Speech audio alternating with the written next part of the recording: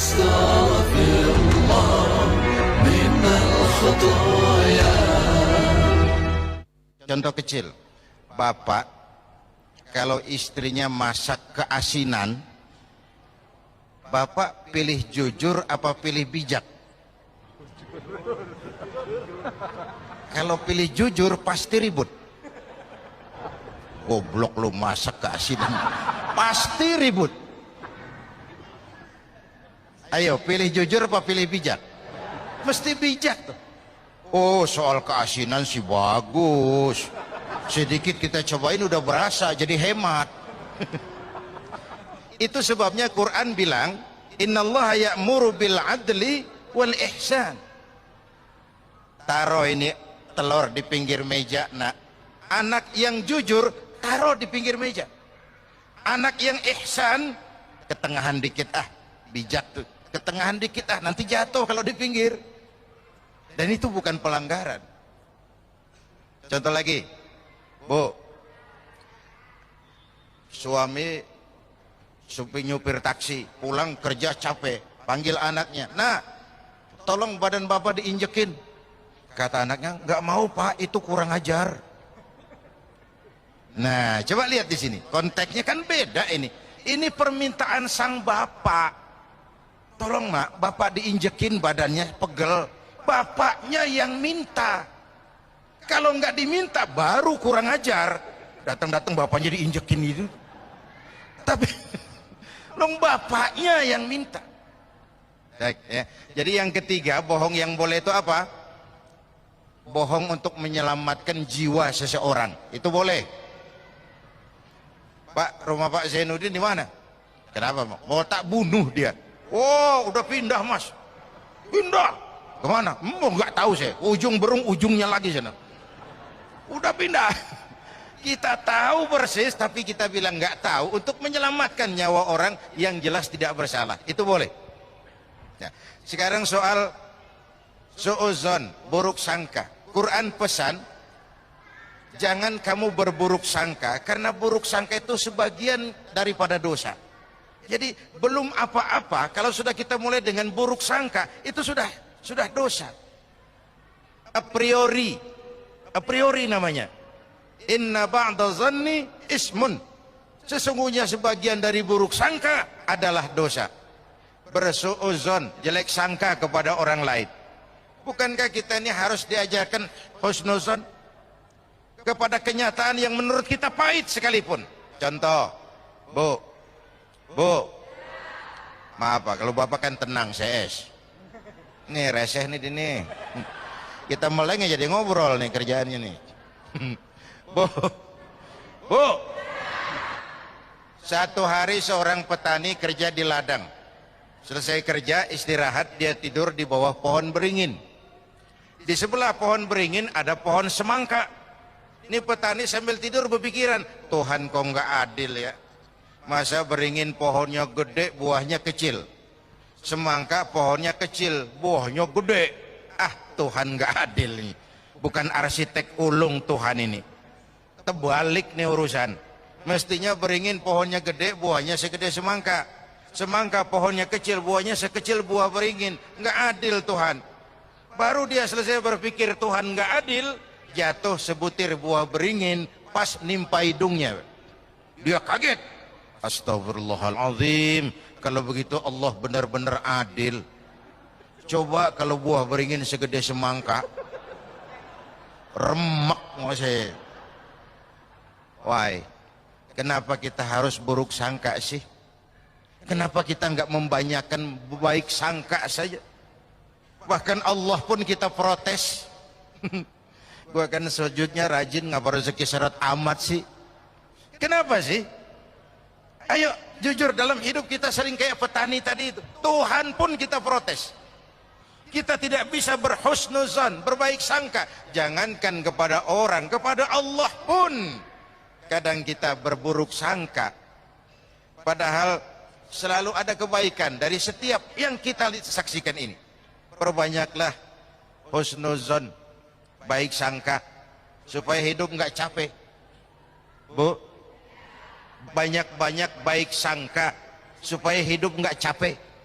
Kalau kita buruk sangka, hidup tuh capek, Pak. Capek ngelayanin orang yang nggak pukul lagu. Hei, hei.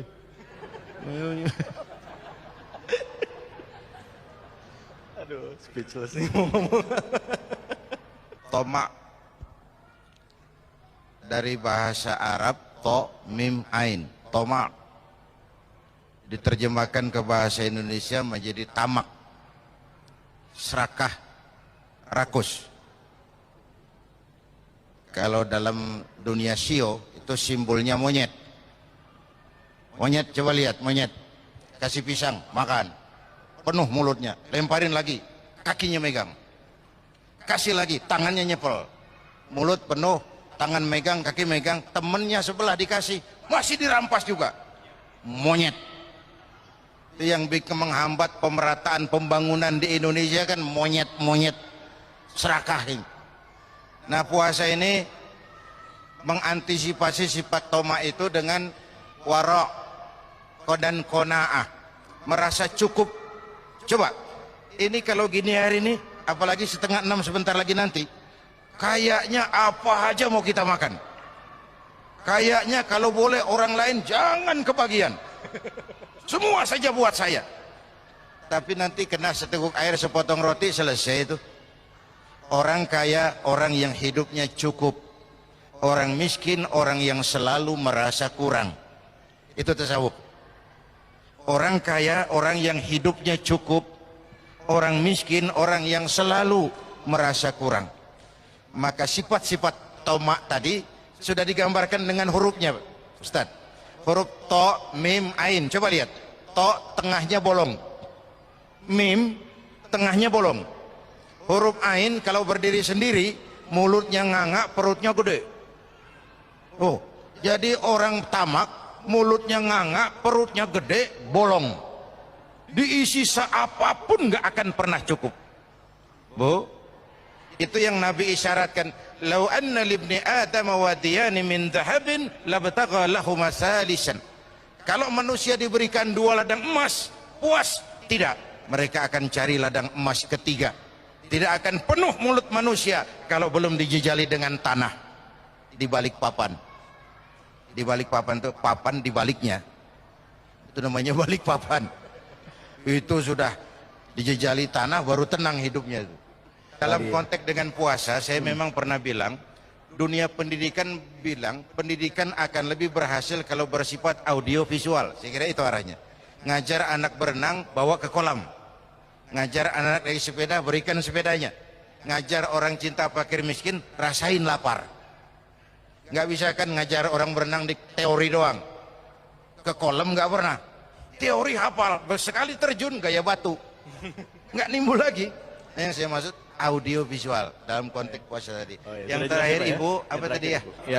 Bagaimana kiat agar lisan lidah, kiat menjaga lidah. Ya, sepanjang Ramadan banyak zikir, banyak baca Quran. Kalau diajak ngomongin orang, maaf lidah saya lagi puasa, maaf kuping saya lagi puasa, maaf mata saya lagi puasa. Bu, habis maghrib aja kalau ngomongin orang, umpamanya. Tapi ya terlalu, kong siang ditahan kok malah begitu ada peluang. Saya mau bilang gini sebenarnya, kemampuan mengendalikan diri bukan pada waktu siang, Pak. Kenapa? Situasi dan kondisinya tidak menunjang puasa.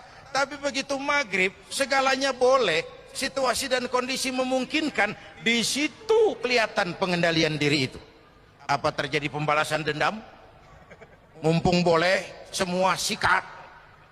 Yang saya maksud tadi, kalau mau bohong, bukan berarti habis maghrib boleh bohong, bukan. Justru di situ peluang. Kalau sanggup tidak bohong juga, itu dahsyat. Itu dahsyat. Jelas, Bu? Iya, jangan pikir saya ngeri sugesti untuk bohong, tidak. Justru pengendalian diri sesudah maghrib, pada saat situasi dan kondisinya mengizinkan. News, berita masih lebih tinggi sedikit dari infotainment. Berita, rakyat kita masih suka berita ternyata.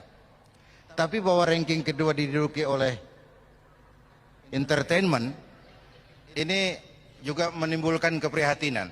Barangkali secara ekonomis, karena entertain biasanya production cost-nya itu murah, ratingnya tinggi.